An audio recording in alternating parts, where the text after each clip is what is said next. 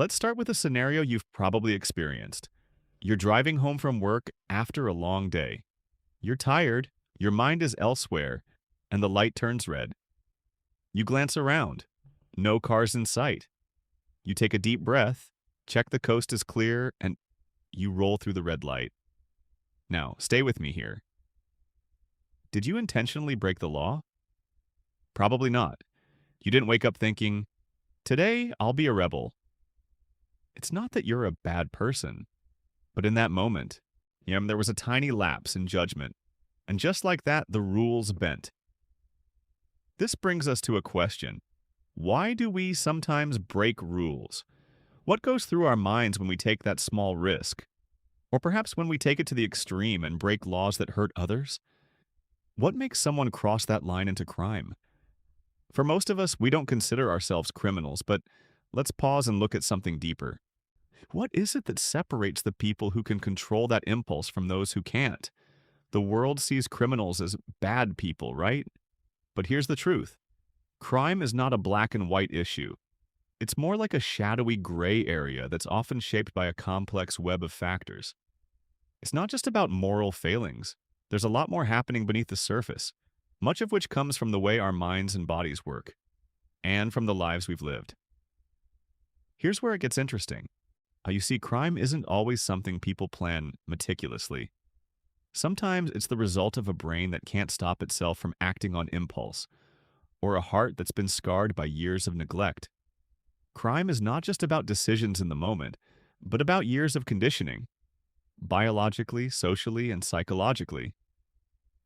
Let me show you what I mean. When you drove through that red light, were you thinking deeply about the consequences? Probably not. You made a split-second decision based on your surroundings, your emotions, and how your brain was wired at that moment.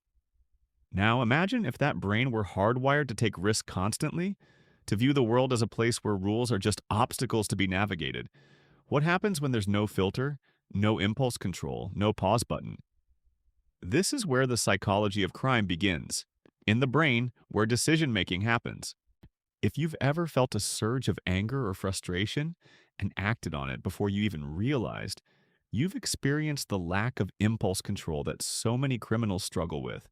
For some people, it's like their brains are built to go straight to the action without the little voice telling them to stop and think. It's not about being bad, it's about being unable to stop that first instinct. The psychology here is rooted in something we call impulsivity. Think about it. If a person can't pause long enough to consider the consequences, then their actions, whether it's taking something that doesn't belong to them or acting violently, can feel more like an impulse than a deliberate choice. What we don't often realize is that impulsivity is influenced by a wide variety of factors, including biology and environment. Some people's brains are wired to act faster, while others are more inclined to pause and think. But what happens when there's a lifetime of reinforcement behind those impulses? There's a psychological condition called psychopathy, which is often associated with criminal behavior, and it plays a major role in how some people commit crimes. Psychopaths have a fundamental lack of empathy and an inability to feel guilt. Imagine being able to lie without feeling bad about it, or hurting someone without a second thought about the consequences. That's the reality for some individuals, especially those with psychopathy, where the emotional centers of their brain don't light up the same way they do for most of us.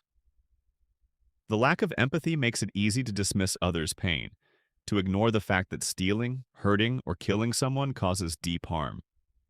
But here's where it gets tricky. Psychopathy doesn't always lead to violent crime. In fact, many people with psychopathic traits are very successful in careers like business, law, or politics. Yet what separates the ones who commit crimes from the ones who don't is often a matter of opportunity, environmental factors, and just sheer luck. Now, consider this. Childhood trauma is a huge factor in shaping someone's capacity for crime. If a person grows up in an abusive home or in a community where violence and criminal behavior are normalized, they're far more likely to repeat those behaviors later in life. The brain, especially in childhood, is incredibly malleable. If a child experiences neglect, violence, or emotional abuse, it can literally rewire their brain. A brain shaped by trauma learns to react out of fear, anger, and a deep sense of survival. It doesn't see the world as a place of safety or opportunity. Instead, it's a battlefield. Research has shown that trauma can leave lasting marks on the brain, particularly in the areas that control impulse regulation and emotional response. Yet, think about it like this.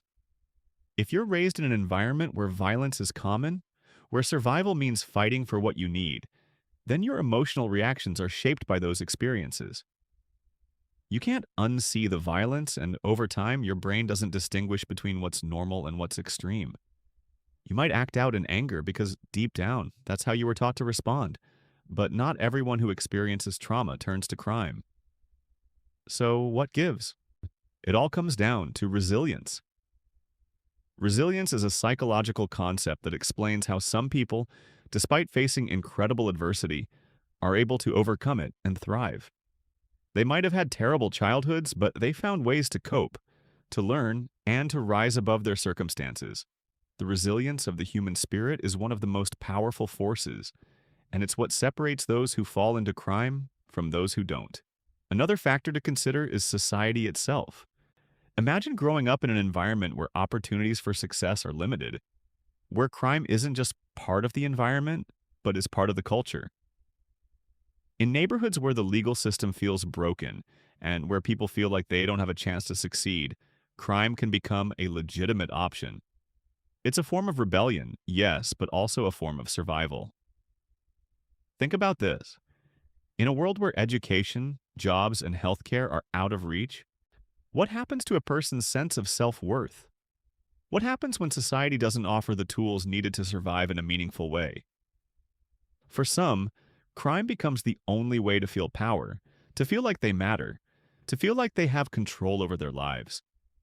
It's a desperate attempt to escape a system that has failed them. So, when we talk about crime, we have to recognize that it's not just about a person choosing to be bad.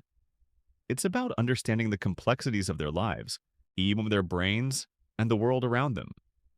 It's about knowing that some people don't just break the law, they live in a world where breaking the law feels like the only choice they have. The truth is, the psychology of crime is far more layered than we realize. It's not as simple as labeling someone as good or bad. It's about understanding the forces, biological, psychological, and social, that push someone to cross that line. And while we're talking about criminals, let's not forget, we are all human. We all have the potential to make mistakes, to fall into patterns, and to lose control.